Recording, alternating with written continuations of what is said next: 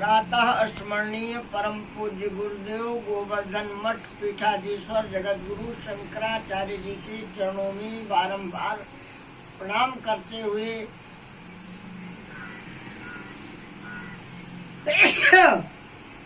राष्ट्रोत्कर्ष अभियान में आप सभी का हार्दिक स्वागत वंदन अभिनंदन करता हूँ। प्यारे देशवासियों, शिव स्वरूप जगत गुरु शंकराचार्य जी महाराज ने आप सभी का आह्वान किया कि हमें हर हालत में संगठित होकर भारत, नेपाल और भूटान को हिंदू राष्ट्र बनाने के लिए एक मंच पर आने की आवश्यकता है। प्यारे मित्रों, इसके लिए गुरुदेव ने अयोध्या में, लखनऊ में, हरिद्वार में, मध्य प्रदेश में, दिल्ली में विभिन्न स्थानों पर हम सभी का मार्गदर्शन किया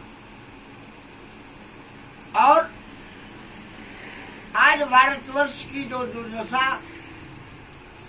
WTO, WHO, IMF, Bill Gates, Rothschild और रॉकफेलर के पैसों की ताकत से देश की राजनीतिक पार्टियों ने भारत के समग्र हिंदू अस्तित्व को मिटाने के लिए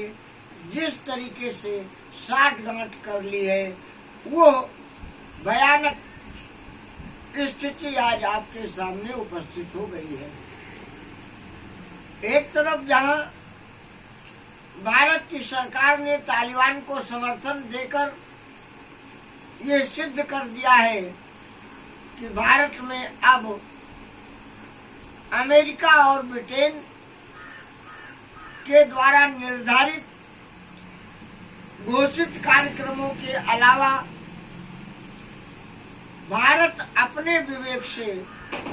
राष्ट्र के हित में कोई निर्णय नहीं कर सकता है, जिसका क्या कारण है। प्यारे देशवासियों, भारत में राजनीति करने वाली सभी राजनीतिक पार्टियों ने 15 अगस्त 1947 से ब्रिटेन के मार्गदर्शन में भारत को उपनिवेश बनाकर गुलाम घोषित करने के बजाय आजाद घोषित कर दिया। देश के सभी नेताओं ने देश के साथ गद्दारी की, जिसके कारण भारत की सारी मीडिया पर ईसाइयों और मुसलमानों का कब्जा हो गया और देश में विभिन्न प्रकार की संवैधानिक संस्थानों में भी ईसाई मिशनरियों का आज कब्जा है। भारत के प्रधानमंत्री नरेंद्र मोदी ने सनातन धर्म के सभी पर्व, मंदिर और स्थलों को यूनेस्को के हवाले कर दिया। भारत की संसद में 5 जून 2020 को किसान विरोधी बिल पारित कर दिया। 26 जून 2020 को राष्ट्रीय राजमार्ग संशोधन अधिनियम पारित करके देश के लोगों को उजाड़कर भारत की सड़कों के किनारे विदेशी कंपनियों को बसाने की घोषणा कर दी तथा भारत के 79% लोगों को समाप्त करने के लिए संसद के अंदर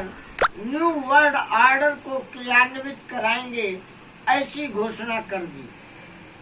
जिसके कारण कोरोना के षड्यंत्र में भारत की सभी राजनीतिक पार्टियों के नेता अपने मुंह में कपड़ा बांधकर भारत के लोगों की कराई जा रही षड्यंत्र में हत्या पर मौन साध कर बैठे हुए हैं। जिसका कारण क्या है? जिसका कारण है कि भारत में राजनीति करने वाले नेताओं के पास जो भी अकूत संपत्ति है वो सारी की सारी विश्व बैंक के द्वारा दिए गए कर्जों से लूटी गई है। इसलिए भारतवर्ष में आज कोई भी राजनीतिक पार्टी का नेता WHO के खिलाफ, WTO के खिलाफ, विश्व बैंक के खिलाफ, IMF के खिलाफ, रॉथस्चाइल्ड और रॉकफेलर के खिलाफ मुंह खोल नहीं सकता है। और भारत के बच्चे बच्चे को नरेंद्र मोदी की सरकार ने 70,000 रुपए के कर्ज में डुबो दिया है। प्रधानमंत्री ने साफ साफ कह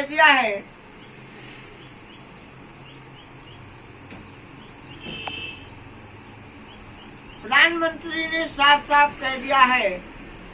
कि वो दुनिया के शक्तिशाली लोगों के साथ खड़े हैं। इसलिए भारत के नागरिकों को कीड़ा मकोड़ा समझ रहे हैं और कीड़े मकोड़े की तरह उनके ऊपर लाठियां चलाने का काम कर रहे हैं, जिसमें कोर्ट, मीडिया और प्रशासन के मजबूर लोग भी खड़े हैं। लेकिन प्यारे मित्रों, हमें प्रसन्नता है कि आज सेना के जवान भी हमारी बात का समर्थन कर रहे हैं। पुलिस और प्रशासन के लोग भी हमारा मौन समर्थन कर रहे हैं, जिसके कारण आज किसान आंदोलन आगे बढ़ रहा है। लेकिन अफसोस की बात है कि राकेश टिकैत ने किसान आंदोलन में भी अपनी कूटनीति लगाकर मुजफ्फरनगर के कार्यक्रम में जिस तरीके से अल्लाहू अकबर का नारा लगाकर अपने कार्यक्रम को संबोधित करने का षड्यंत्र किया, वो इस बात से स्पष्ट होता है कि राकेश टिकैत की नीयत अच्छी नहीं है। राकेश टिकैत के कार्यक्रमों की फंडिंग शरीयत बैंकों के द्वारा शुरू हो गई है, जो एक गंभीर खतरा है। भारत के नौजवानों को, भारत के किसानों को, किसान आंदोलन से जुड़े हुए लोगों को इस गंभीरता को अच्छी तरह समझ लेने की आवश्यकता है। सावधान होकर के किसान आंदोलन को आगे बढ़ाने की आवश्यकता है। हम किसी भी दशा में अल्लाहू अकबर का नारा लगाने वालों का समर्थन नहीं कर सकते और भारत में कोई गंगा जमुनी संस्कृति नहीं होनी चाहिए, क्योंकि मुसलमान केवल मुसलमान होता है। अल तकिया के सहारे वो समय समय पर हिंदू की भाषा बोलता है, लेकिन शक्तिशाली होने पर हिंदुओं का दमन ही करता है। ऐसी स्थिति में भारत माता को आजाद कराने के लिए और 2022 के विधानसभा चुनाव लड़ने के लिए अखिल भारतीय सनातन संस्कृति रक्षा दल, राम राज्य परिषद और स्वाभिमान पार्टी ने संयुक्त मोर्चा बनाकर चुनाव लड़ने का संकल्प लिया है। लेकिन प्यारे मित्रों, आज जिस तरीके से मोदी सरकार तालिबानी शासन भारत में स्थापित करने के लिए पुलिस और प्रशासन की ताकत से नागरिकों के घरों पर आक्रमण कर रही है, उनके घरों पर बुलडोजर चला रही है, उनके ऊपर लाठियां चला रही है और उन्हें निर्वासित कर रही है, ये अत्यंत ही दुखद है। और इससे ज्यादा घातक है कि भारत की सरकार छतरपुर में 23 लाख पेड़ों को काटकर भारत के नागरिकों के गले में ऑक्सीजन का सिलेंडर लटकाने की योजना को मूर्त रूप देने जा रही है। सरकार के द्वारा जगह जगह ऑक्सीजन सिलेंडर के प्लांट इसलिए लगाए जा रहे हैं कि भारत में ऑक्सीजन पैदा करने वाले सभी पेड़ों को समाप्त करके और इन ऑक्सीजन सिलेंडर केंद्रों से ऑक्सीजन सिलेंडर बिचवाने की व्यवस्था में लगी। कोरोना का षड्यंत्र फैलाकर सरकार ने लाखों लोगों को अस्पतालों में मार डाला, रेमडेसिविर की ब्लैक मार्केटिंग की, ऑक्सीजन सिलेंडर की कमी है ऐसा नाटक किया और अनेक प्रकार के षड्यंत्र करके लोगों को भयभीत करके WHO के आदेश को भारत के मन मस्तिष्क में घुसड़ने के लिए सरकार ने साम दाम दंड भेद का प्रयोग किया।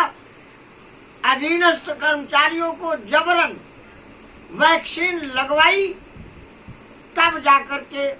माननीय सुप्रीम कोर्ट को ये कहना पड़ा कि भारत की सरकार कहीं पर भी किसी को भी किसी दशा में भी बलपूर्वक वैक्सीन नहीं लगवा सकती है। लेकिन प्यारे मित्रों, अब तो भारत की सरकार ने प्रशासन की बंदूकों के बल पर नागरिकों के घरों को उजाड़ना शुरू कर दिया है। हमें सोचने की आवश्यकता है कि 84 कोसी परिक्रमा मार्ग को 90 मीटर 4 लेन में बनाकर राष्ट्रीय राजमार्ग घोषित करके उसके किनारे किनारे विदेशी लोगों को बसाने की घोषणा सरकार के द्वारा की गई है। प्यारे अयोध्यावासियों, आपसे निवेदन करना चाहता हूं कि 84 कोसी परिक्रमा के लिए जब मैंने जनसंपर्क आरंभ किया तो भारतीय जनता पार्टी और RSS के दलालों ने लोगों को घर घर जाकर गुमराह करने का काम किया और यह बताया कि जिसके घर गिर जाएंगे उसे बहुत ज्यादा मुआवजा दिया जाएगा। आज अयोध्या जनपद में, अयोध्या नगरी में पीढ़ियों से निवास करने वाले नागरिकों के घरों पर प्रशासन का बुलडोजर चलना शुरू हो गया है। आपको इस घटना को गंभीरता से लेना होगा। अखिल भारतीय सनातन संस्कृति रक्षा दल वर्षों से आपको इस आने वाले खतरे के लिए सावधान करता चला आया, लेकिन आप कांग्रेस, सपा, बसपा, भाजपा के चक्कर में फंसे रहे, जिसके कारण आज आपके ऊपर ये आपत्ति आ गई है। आने वाले समय में यह आपत्ति भारत के हर निवासी के ऊपर आने वाली है, क्योंकि भारत की सरकार को भारत के 79% लोगों को तबाह करना है, मार डालना है, न्यू वर्ल्ड ऑर्डर को लागू कराना है। आज अगर आपने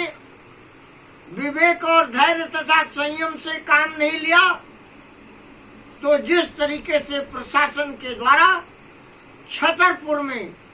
और अयोध्या के निवासियों के घरों पर बुलडोजर चल रहा है, भारत की सरकार कहीं पर भी भारतीय जनता पार्टी का विरोध करने वाले के घर पर प्रशासन के द्वारा बुलडोजर चलवा देगी। भारतीय जनता पार्टी के कुछ लोग कह रहे हैं सुप्रीम कोर्ट ने विकास दुबे हत्याकांड को जायज ठहरा दिया है। आपको सोचने की आवश्यकता है कि विकास दुबे को पुलिस कस्टडी में लाकर मौत के घाट उतार दिया गया और उस आतंकवादी घटना को अगर भारतीय जनता पार्टी के लोग मीडिया में खुलेआम कह रहे हैं कि सुप्रीम कोर्ट ने विकास दुबे हत्याकांड को जायज घोषित कर दिया है, इसका मतलब है कि भारतीय जनता पार्टी के द्वारा भारत के अंदर तालिबानी शासन लागू कर दिया गया है। ऐसी विषम परिस्थिति में भारत के नौजवानों से हम अपील करते हैं कि किसान आंदोलन की तरह भारत सरकार के द्वारा जिस तरीके से लोगों के घरों पर बुलडोजर चलाने की प्रक्रिया आरंभ की गई है, इस तालिबानी शासनिक व्यवस्था के विरुद्ध संगठित होकर संघर्ष करने की कृपा करें। जिन भाई बहनों को इसके विषय में संपर्क करना हो वो हमारे संपर्क सूत्र 630 65 45 155 पर संपर्क करें। इस अत्याचार के विरुद्ध संघर्ष करें और सावधान हो जाएं कि कांग्रेस, सपा, बसपा, भाजपा कोई राजनीतिक दल नहीं है। ये कैम्ब्रिज यूनिवर्सिटी और हार्वर्ड यूनिवर्सिटी के द्वारा संचालित किए जाने वाले लोगों की संस्थाएं हैं जो भारत को ब्रिटेन और अमेरिका के अस्तित्व में रहने के लिए, बाध्य करने के लिए, विभाजित करने के लिए, धोखा देने के लिए 15 अगस्त 1947 से आज तक कार्य करती आई, जिसके कारण भारत का बच्चा बच्चा 70,000 रुपए का कर्जदार हो चुका है और सरकार के द्वारा फर्जी तौर से घोषणाएं करके आपको गुमराह करने का कार्य किया जा रहा है। भारत सरकार चलाने वाले प्रधानमंत्री नरेंद्र मोदी ने आपके सामने कहा था कि स्विस बैंक में 6,625 करोड़ रुपया जो भारत के लोगों का अवैधानिक तरीके से लूटकर जमा किया गया है, हम उसे वापस लाएंगे, जिससे भारत